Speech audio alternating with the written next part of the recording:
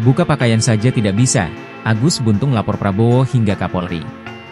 Polda NTB menetapkan Agus Buntung sebagai tersangka setelah dilaporkan oleh korban, mahasiswi di sebuah sekolah tinggi negeri di Mataram, pada Kamis, 28 November 2024. Kasus ini jadi atensi anggota DPR RI Ahmad Sahroni.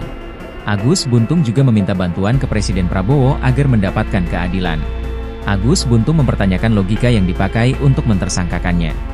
Mengingat kondisinya yang sulit untuk melakukan perbuatan seperti ruda paksa. Sebab Agus jadi tidak bisa pergi keluar rumah lantaran dituduh sebagai pelaku asusila.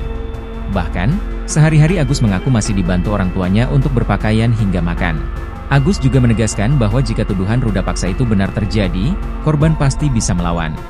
Kini Agus Buntung hanya bisa berharap agar Presiden Prabowo bisa memberikan keadilan untuknya.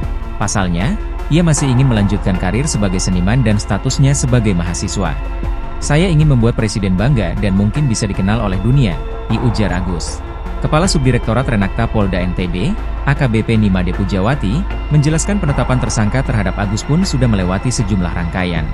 Ia menyebutkan modus Agus melakukan tindakan tersebut ada unsur tekanan sehingga korban takut dan tidak bisa menolak keinginan tersangka. Terpisah, Dirkrimum Polda NTB Kombes Pol Syarif Hidayat mengatakan, penetapan Agus sebagai tersangka setelah melalui serangkaian pemeriksaan yang dilakukan oleh polisi. Meskipun Agus tidak memiliki dua tangan namun saat menjalankan aksi bejatnya dia menggunakan kakinya, seperti halnya melakukan aktivitas sehari-hari. Meski begitu, polisi tidak melakukan penahanan terhadap Agus. Alasannya selama dia kooperatif dalam memberikan keterangan tidak dilakukan penahanan.